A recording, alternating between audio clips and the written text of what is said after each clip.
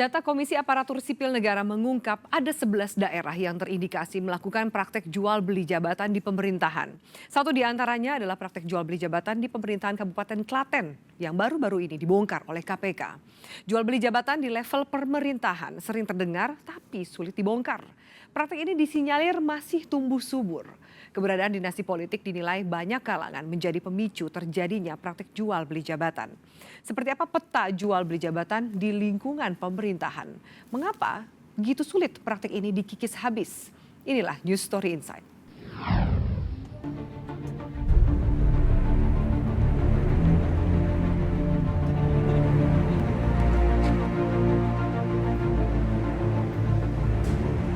Menghabiskan waktu dengan mencari bahan-bahan tugas akhir skripsi di perpustakaan kini menjadi aktivitas sehari-hari Sally Amelia Putri. Sally adalah salah satu korban penipuan perekrutan calon pegawai negeri sipil di Provinsi Jawa Barat yang baru-baru ini terungkap. Warga Jalan Kebun Kopi Ciberem, Kota Cimahi ini sudah melupakan mimpinya menjadi pegawai negeri sipil. Kini gadis lajang yang menempuh pendidikan di salah satu perguruan tinggi swasta di Kota Cimahi ini kembali fokus menyelesaikan kuliahnya. Kepada tim NSI, Sally mengungkap kasus yang dialaminya.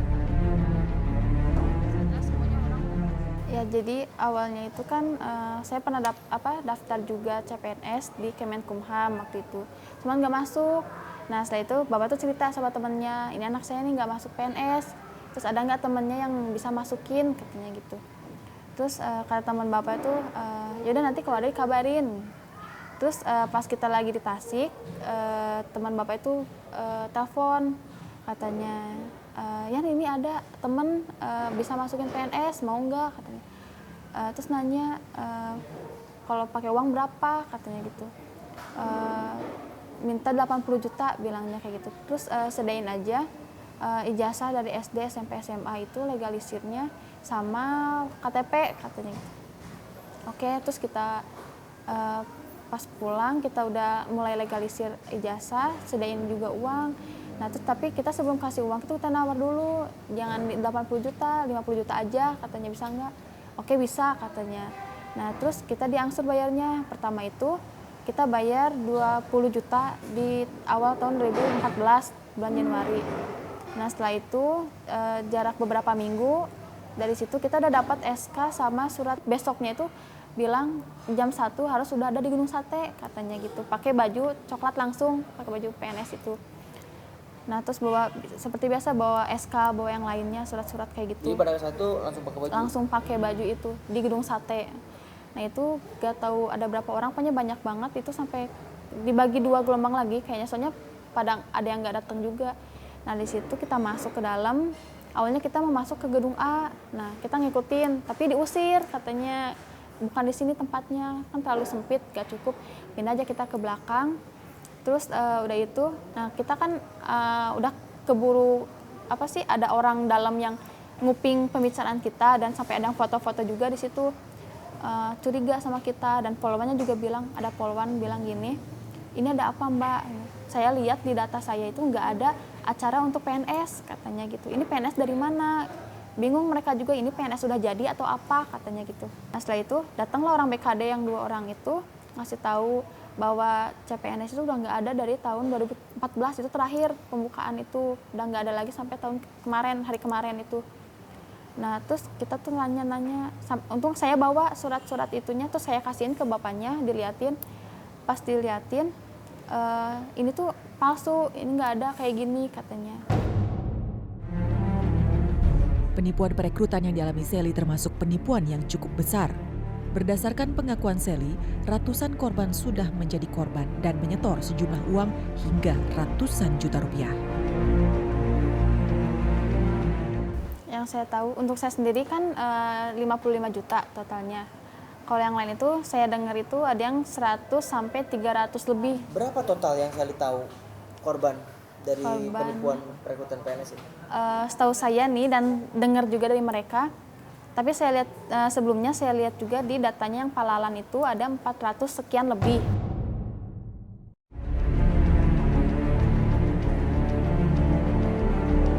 Polres Cimahi yang menerima laporan kasus penipuan dari para korban langsung menangkap LL, salah seorang pelaku di kawasan Bandung Barat. Pelaku yang menjadi PNS di Kecamatan Cihamplas ini diduga menggunakan jabatannya untuk memperdayai para korban. Pimpinan siapa? Beliau ada. Ada. Pulang terus ya. Sudah berapa lama melakukan seperti ini? Sejak dari 2013-14. Banyak korban? Kalau yang bawaan saya hanya kurang lebih 50. 50 orang. Itu sudah jadi PNS semua? Untuk sampai saat ini belum. Oh, belum ada? Belum. Tapi lama juga 2013 sampai sekarang belum ada jadi PNS? Iya, karena anggaran di sana kan 2013-14. Tapi pasti jadi PNS tuh nanti si korban ini. Insya Allah. Hingga kini kasus penipuan perekrutan PNS masih terus diselidiki. Polisi terus membidik pelaku lain yang diduga menjerat para korban dalam jaringan yang terorganisir. Yang jelas kita membuktikan bahwa apakah penipuan dan atau penggelapan kepada masyarakat ini dilakukan oleh tersangka L saja atau dibantu oleh teman-teman. Dan kita duga ini merupakan sebuah sindikat, artinya dilakukan oleh beberapa orang secara terorganisir. Dari Cimahi, kami melanjutkan penelusuran ke Kota Bogor, Jawa Barat. Dugaan praktik jual beli jabatan juga beredar di kota ini.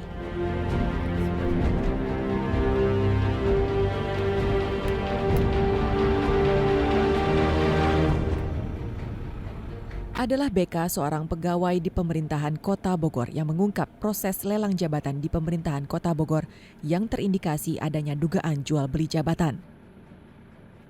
BK merasakan ada yang janggal dalam proses lelang jabatan yang diikutinya ketika itu. Bukan karena ia tidak lolos dalam pelelangan, namun ia mencium adanya permainan uang. Pak, sudah berapa kali Anda mengikuti proses lelang jabatan di Pemkot Bogor? Pernah update 1 kali. Baru 1 kali. Harus dekat dengan tim sukses. Ya kelihatannya begitu. Karena kalau yang saya abdilah ya. Abdi itu ikut karena tidak dekat dengan siapa-siapa, partai-partai mana. Apalagi tim sukses. Tidak ada akses di sana. Ya nggak jadi. Ada nggak sih kedengarannya oleh Anda bahwa ingin menjadi pejabat dan lolos di lelang jabatan itu harus tahu uang atau mungkin gimana? Jual beli jabatan lah gitu maksudnya. Faktanya kita yang ikut tidak punya akses, tidak berkomunikasi, tidak store, tidak jadi. Gerakan Rakyat Anti Korupsi Bogor juga punya fakta atas persoalan lelang jabatan di badan usaha milik daerah pemerintahan Kota Bogor. Poin yang mana sih yang dilanggar dalam lelang jabatan di Pemkot Bogor itu poin yang mana? Yang Anda ketahui? Yang dilanggar, terutama yang dari perdanya ya, Iya. kita lihat dari perdanya dulu itu pada pasal 21 ya, ini? pasal 21. Oke, saya buka ya. Ya. Jadi ini maksudnya apa? Pasal 21 ini kan di sini ada disampaikan huruf F, lulus uji kelayakan dan kepatutan. Artinya dia boleh duduk kalau dia sudah lulus. Oke, Begitu. Nah, kemudian di dalam fakta yang ada ini, ketika kita melihat ada 25 calon direksi PD Pasar ya, yang daftar, Saya pegang. Ya. yang daftar Ya. ini ada 25 semuanya. Oh iya, 3 hasil. Yang lulus ya, yang lulus itu ada 5 orang. Oke. Ya. Yang pertama Pak Joko itu masih disarankan, artinya dia masih boleh ikut di tahap berikutnya. Yang kedua Pak Andri Latif itu memang sudah ada lah, sudah dibolehkan. Terus Pak Andri Latif, Pak Fajar, Pak Denny sama Pak Abdul Haris Maraden. Ini yang berhak mengikuti seleksi berikutnya ya. Namun yang diajukan ada orang yang tidak lulus dalam seleksi. Oh, ini yang 5 orang ini diantaranya satu. Di antaranya salah satu Pak Insinyur Haji Suhairi. Ini seharusnya tidak lulus. Tidak lulus. Dia kan tadi Di tahap tahap psikotes pertama, ya? tahap Setelah pertama ini, dia oh iya, tidak lulus, lulus, tidak yang disarankan kedua tidak disarankan. Cuma kamera ini tidak disarankan ya. Tidak disarankan ya. Nomor 8 tidak disarankan. Tapi kenyataannya di Tapi sini kenyataan dalam rekomendasinya ada namanya. oh, apa yang melatar belakangi yang Pak Suhairi dimasuk? Ya itu dia, makanya kita juga pengen tahu. Wali kota melanggar sebenarnya, melanggar undang-undang ya nomor 28 tahun 99, melanggar undang-undang nomor 23 tahun 2014, itu yang dilanggar sama. Akhirnya artinya bahwa kroni-kroninya ini menduduki kursi direksi di perusahaan-perusahaan daerah. Itu tadi ada PD Pasar sama PDAM. Ya, PD Pasar yaitu orang yang tidak lulus dalam seleksi diberikan kursi sebagai salah satu pimpinan perusahaan itu. Kemudian di PDAM yaitu salah satu tim sukses beliau.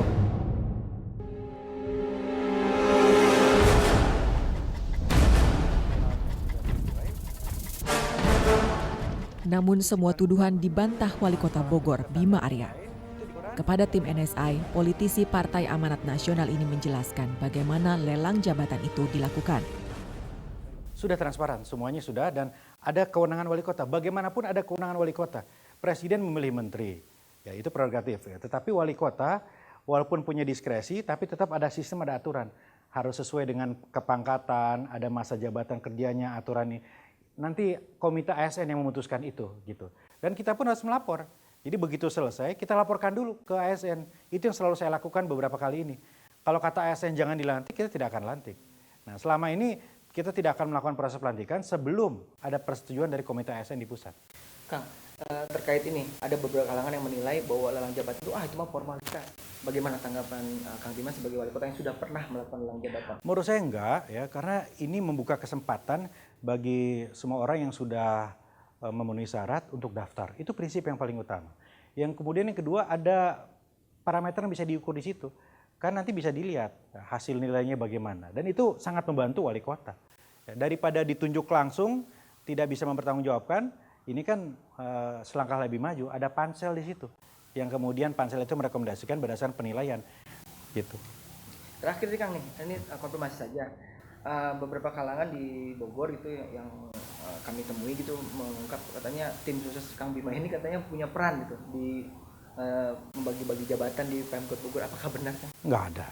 Nggak, sama sekali nggak ada. Yang mengatur gitu, benar nggak sih? Nggak ada, semua wali kota gitu. Ya kalau ada orang-orang dekat yang membantu untuk secara teknis ya menurut saya wajar-wajar saja. Ya ada yang kemudian membantu untuk ketika masalah teknis persiapan pelantikan dan sebagainya gitu. Tapi untuk secara substansi keputusan akhir ya tidak ada. Semua kewenangan ada di wali kota. Bu Sri, ini ada settingan sengaja tahun baru ya Bu? Di dalam penjara ya Bu ya? Bu, ada settingan tahun baru di penjara ya Bu? Sepanjang tahun 2016 saja, jumlah uang hasil jual beli jabatan di berbagai daerah mencapai lebih dari 35 triliun rupiah. Satu di antara praktik jual beli jabatan di pemerintahan yang sudah terungkap ada di Kabupaten Klaten yang belum lama ini dibongkar KPK. Sambil mundur. Tidak mudah memang mengungkap praktik jual beli jabatan, tetapi praktik ini nyata ada dan terjadi di berbagai daerah. Data Komisi Aparatur Sipil Negara mengungkap ada 11 daerah yang terindikasi melakukan praktek jual beli jabatan di pemerintahan. Dinasti politik menjadi pintu masuk praktek jual beli jabatan. Benarkah hal itu terjadi? NSI akan mengupasnya sesaat lagi. Tetaplah bersama kami.